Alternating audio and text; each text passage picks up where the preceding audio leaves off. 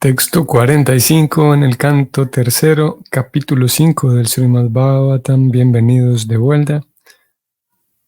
Hoy es jueves 9 de mayo del 2024. Segundo jueves de este mes. Bienvenidos, comenzamos. Om Namo Bhagavate Vasudevaya.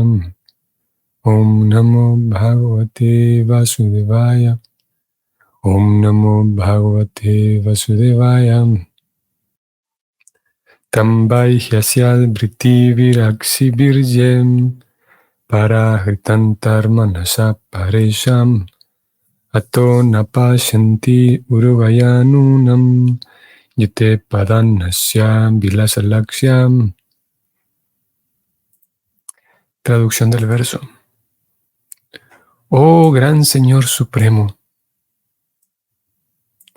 las personas ofensoras cuya visión interna ha sido demasiado afectada por las actividades materialistas externas, no pueden ver tus pies de loto, pero los ven tus devotos puros, cuyo único y solo objetivo consiste en disfrutar trascendentalmente de tus actividades.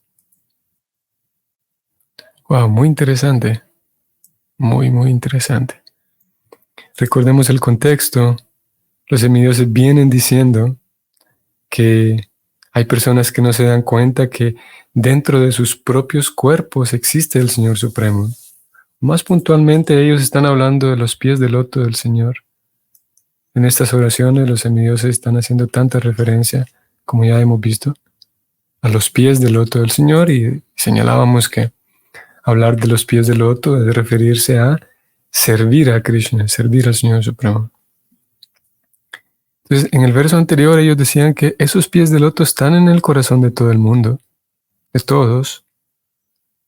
Y en este verso, hablando y partiendo del hecho de que está en el interior el Señor Supremo, en nuestro interior, ellos dicen lo siguiente en esta oración.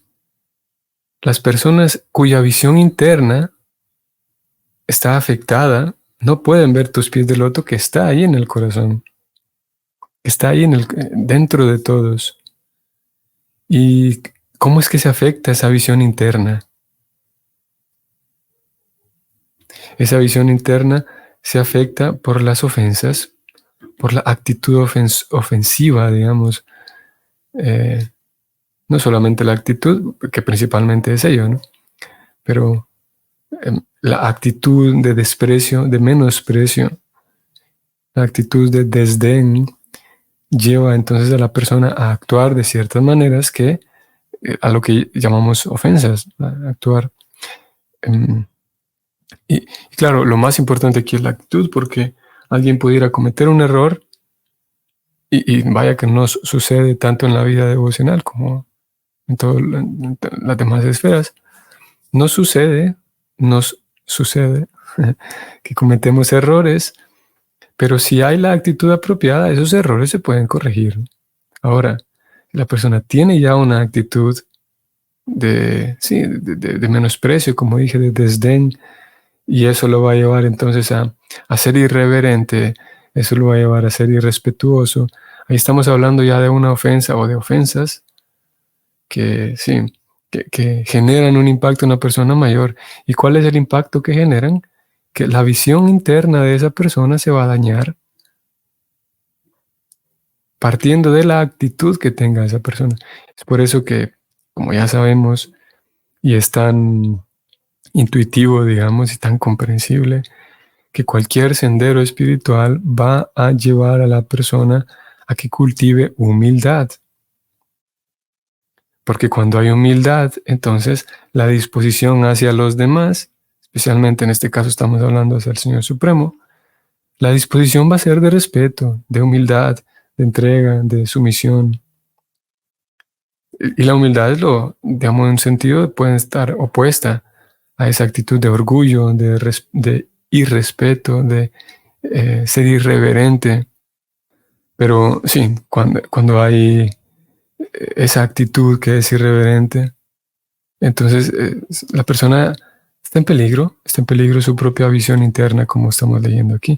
Y con esa visión interna afectada, ¿qué va a ocurrir? Que la persona no va a ser capaz, no va a poder ni siquiera observar apropiadamente lo que hay en su interior, su propia naturaleza como ser viviente eterno, como alma eterna, y mucho menos va a tener, por esa misma actitud, mucho menos va a tener el deseo de entregarse, de servir al Señor Supremo.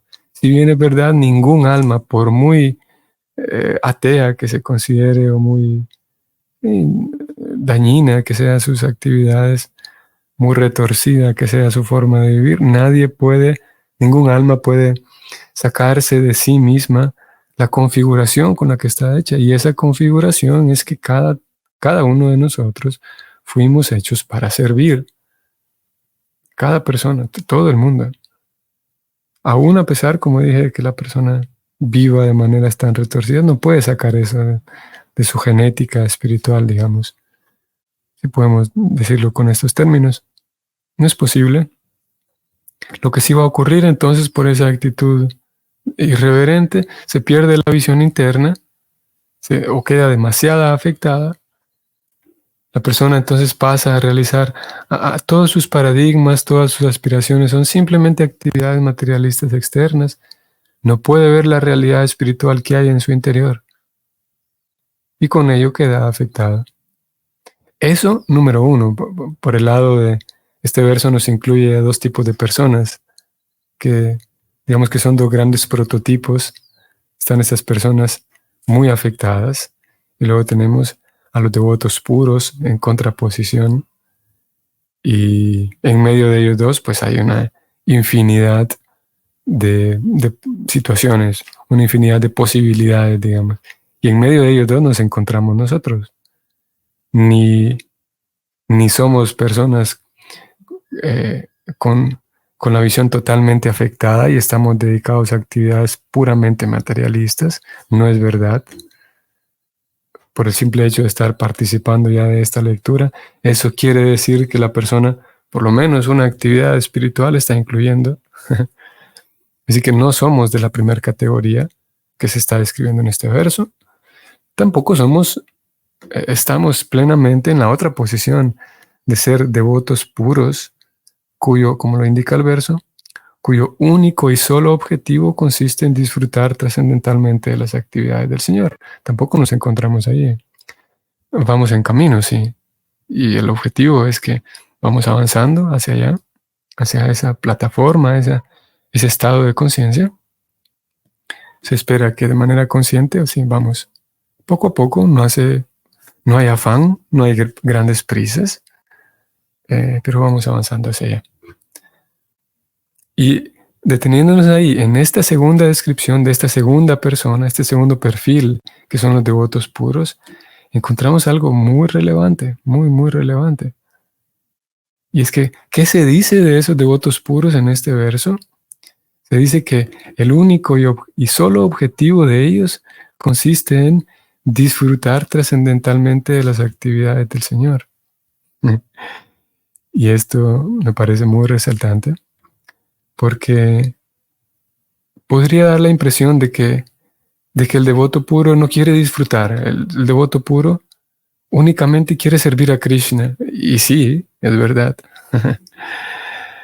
Sin embargo, el placer del devoto, de estos grandes devotos, esas grandes devotas y devotos puros, el hecho de que ellos se entreguen a esas ciertas actividades y disfruten de las actividades trascendentales del Señor, eso mismo ya es un placer para el Señor Supremo. Y repito, es muy resaltante que se los describa de esta manera aquí. Porque claro, en nuestro intento por avanzar en esa devoción pura, pudiéramos negar nuestro propio disfrute. Y eso sería claro, en el intento de progresar, sería una postura impersonalista. Sí, porque no es que el Señor Supremo, y lo hemos señalado, y por una definición, digamos, lógica de palabras, si es verdad que el Señor Supremo es la fuente del amor, no sería posible que Krishna, el Señor Supremo, esté esperando de manera así como un jefe, como un superior altanero, esté esperando nuestro servicio y eh, completamente indiferente de del placer que recibimos o no. Justamente lo contrario, el Señor Supremo busca otorgar pleno placer a sus devotos. Es a lo que a Él se dedica en realidad. Cuando observamos todas las actividades de Krishna en Vrindavan, sus actividades diarias, una tras otra, todos los días, como se dice a veces, todos los santos días, y a cada momento, uno tras otro, con cada una de las almas que lo acompañan en el mundo espiritual, específicamente estamos hablando de Vrindavan, Krishna se encarga de sumergirlos, como dice, ustedes conocerán esta canción, Damodarastakam, sumergirlos en lagos de éxtasis, imagínense. Y esto ya es bastante poético y dice mucho. No solamente es darles un poquito de placer trascendental, sino más bien ahogarlos. Ya yo estoy agregando otras palabras aquí. Sumergirlos en lagos de éxtasis. Se habla de Ananda Kunde.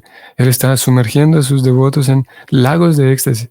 Por lo tanto, él disfruta. ¿Y por qué hace eso? ¿Por qué él sumerge a sus devotos en lagos de éxtasis? Porque es su placer.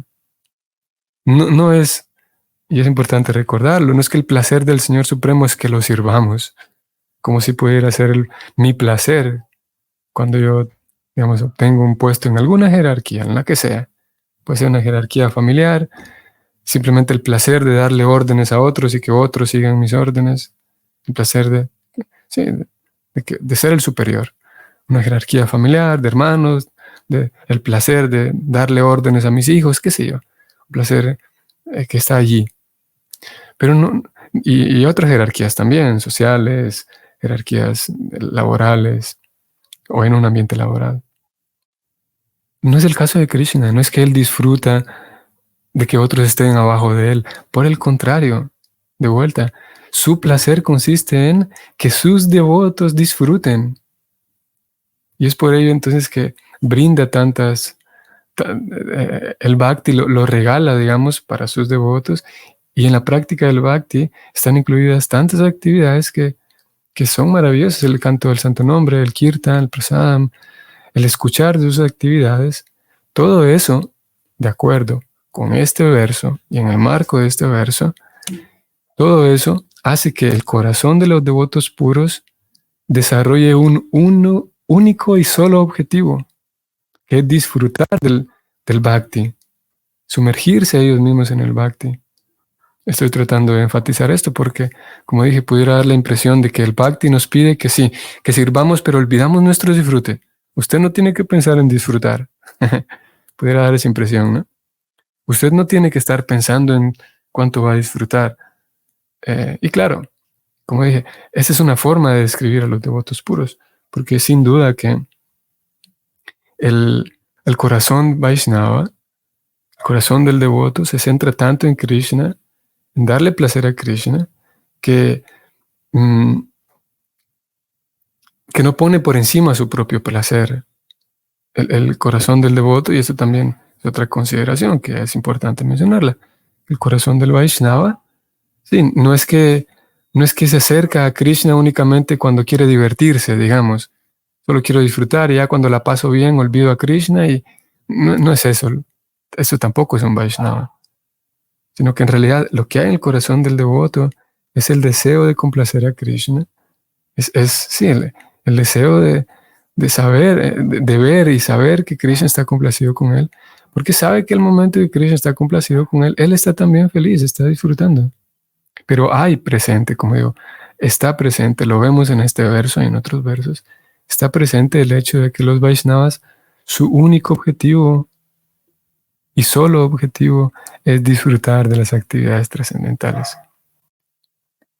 Y antes de que leamos el comentario de Prabhupada, vamos a hacer la última, observar el último detalle aquí, y es que, como dijimos hace un momento, ya que se están comparando estos dos perfiles, la persona confundida con la visión demasiado afectada, ya leímos, esa persona, su único disfrute es disfrutar las actividades materialistas externas, comprar, comer, viajar, ver, leer, tener relaciones sexuales, hablar, sí, jugar, comprar otra vez, dormir, ver una serie, esperar la siguiente temporada de la serie. Esas son las actividades externas que disfruta la persona con la visión afectada. Y comparándolo con esa persona, por eso es que se habla aquí de que los devotos puros, su único disfrute es disfrutar de las actividades del Bhakti o de las actividades de Krishna, escuchar acerca de Krishna. Por esa razón se habla aquí del disfrute, porque se está comparando ambos disfrutes. Porque como dijimos, no es que el devoto se acerca a Krishna únicamente con el deseo de disfrutar, de pasarla bien, de pasarla bonito, y por eso es que ejecuta el Bhakti. No es esa la posición, sino que su deseo es complacer a Krishna y disfruta de aquellas actividades que le entrega a Krishna. Esa es la cosa. Muy bien. Vamos al comentario escrito por Srila Prabhupada. Como se declara en la Bhagavad Gita 1861, el Señor está situado en el corazón de todos. Es natural que uno pueda ver al Señor al menos en su propio interior. Es natural, wow. Qué fácil lo pone Prabhupada aquí. Simple y llano. Es natural que uno pueda ver al Señor al menos en su propio interior. Pero eso no es posible para aquellos cuya visión interna ha sido cubierta por las actividades externas. El alma pura, que se caracteriza por la conciencia, puede percibirla fácilmente. Vamos otra vez. El alma pura, que se caracteriza por la conciencia, puede percibirla fácilmente incluso el hombre común, un hombre común, pues la conciencia está extendida por todo el cuerpo. El sistema de yoga, tal como se recomienda en la Bhagavad Gita, consiste en concentrar las actividades mentales internamente, vean qué importante, y así ver los pies del loto del Señor dentro de uno mismo. Pero hay muchos supuestos yogis que no están interesados en el Señor, sino únicamente en la conciencia, la cual aceptan como la comprensión final. La Bhagavad Gita enseña esa percepción de la conciencia solo en unos cuantos minutos, mientras que los supuestos yogis se toman muchos años para percibirla, debido a sus ofensas a los pies del loto del Señor. La mayor ofensa que existe consiste en negar la existencia del Señor, diciendo que está separado de las almas individuales, o aceptar al Señor y al alma individual como si fueran iguales. Los impersonalistas malinterpretan la teoría del reflejo y por eso aceptan erróneamente que la conciencia individual es la conciencia suprema. Aquí notemos cómo Srila Prabhupada, incansable una vez más, y sí, nuevamente lo vemos en su humor de defender a Krishna y sí, plantear, poner aquí más bien en evidencia una vez más este planteamiento que indica que cada alma se puede volver Dios, solamente hay que limpiarla. Tiene que realizar actividades espirituales para que ella se dé cuenta de que ella todo el tiempo es Dios. Todos somos uno, ¿verdad? Sí, todos somos Dios. Prabhupada dice, no, una vez más señala aquí el error de esa filosofía. Lo cierto es que no. Las almas individuales son individuales. Si ella fuera el Señor Supremo, ¿cómo es que el Señor Supremo olvidó que Él es el Señor Supremo? Entonces no es supremo, se olvidó. Desde el punto en el que olvidó algo, dejó de ser supremo. El Señor Supremo no puede olvidar su situación de ser el Señor Supremo. Las almas espirituales, sí, usted sí es un ser espiritual, pero no es Dios. No puede ser Dios. ¿Cómo va a ser Dios? ¿Hay que recordarle que usted es Dios? Simplemente es una... Esa afirmación, así como por ejemplo, y manteniendo el respeto con todos los demás, con la expresión de devoción de todos, pero analizando al mismo tiempo ciertos errores filosóficos, simplemente es contradictorio. Por ejemplo, todos lo sabemos, que Dios es pleno amor, pero me va a mandar al infierno eternamente. Eso no tiene sentido. Es contradictorio, es absurdo. Dios es pleno amor, pero si yo no lo sirvo, me va a mandar eternamente al infierno. Y así como esa idea es fácil de entender de que es un absurdo, de que es una contradicción, así mismo es un absurdo y es una contradicción que una persona diga, sí, usted es Dios, venga, tiene que hacer yoga para que se dé cuenta de que otra vez usted es Dios, vuelva a ser Dios. Es absurdo. ¿Cómo es que a Dios se le olvidó que Él es Dios? No tiene sentido. Así como la fuente del amor no me puede castigar eternamente, asimismo Dios, que es omnisciente, no puede olvidar que Él es Dios. Si usted olvidó que es Dios, usted es otra cosa, pero no es Dios. La respuesta que da el Bhakti es, resuelve este tema, como preocupada lo digo, aquí en minutos resuelve este asunto. Es un conocimiento espiritual tan profundo y detallado que en minutos nos explica cuál es el asunto. Rápido. El alma espiritual es un ente separado, separado y unido al mismo tiempo, un ente individual, una diminuta partícula, unidad de espíritu, que olvida su situación espiritual, sí, porque es diminuta, pero el Ser Supremo jamás puede olvidarlo y jamás lo olvidará. Sigamos leyendo. La teoría del reflejo del Supremo puede entenderla claramente, sin dificultad. Cualquier hombre común sincero. Cuando el cielo se refleja en el agua, tanto el cielo como las estrellas se ven en el agua. Pero se entiende que el cielo y las estrellas no pueden considerarse que se encuentran en el mismo nivel. Las estrellas son parte del cielo, o partes del cielo, y por lo tanto no pueden ser iguales al todo. El cielo es el todo, y las estrellas son partes. No pueden ser una misma y única cosa. Los trascendentalistas que no aceptan que la conciencia suprema está separada de la conciencia individual son tan ofensivos como los materialistas que niegan incluso la existencia del Señor. Interesante. Prabhupada sigue hablando aquí del impersonalismo, tratando de informar a los lectores, a sus estudiantes, o sea, a nosotros. Podríamos preguntar, hombre, ¿qué necesidad hay de que se esté hablando tanto del impersonalismo? ¿Por qué no centrarse únicamente en hablar de Krishna? La respuesta, queridos amigos, queridos Vaishnavas, es que nosotros estamos rodeados de tantas ideas impersonalistas, tantas filosofías impersonalistas, que hace falta un trabajo, ¿cómo sería esta palabra? Preventivo, así como un virus, podemos recibir un medicamento para contrarrestar un virus. Es el mismo virus en realidad, pero para que el cuerpo se adecue a él y al momento de... sí, nuestro cuerpo esté más fuerte al momento de encontrarse con ese virus y pueda entonces mantenerse saludable el cuerpo.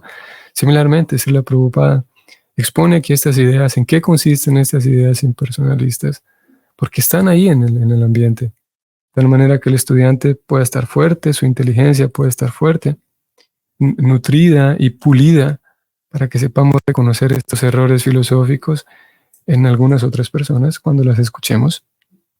El Señor Supremo no puede ser igual a la diminuta alma espiritual. Así como las estrellas están en el cielo, sí, pero el cielo es una cosa y las estrellas son otra cosa. Sigamos leyendo. Semejantes ofensores no pueden ver, de hecho, los pies del loto del Señor en su propio interior. Ni tampoco pueden siquiera ver a los devotos del Señor. Los devotos del Señor son tan bondadosos que pasean por todos los lugares para iluminar a la gente en lo referente a la conciencia de Dios. Los ofensores, sin embargo, pierden la oportunidad de recibir a los devotos del Señor.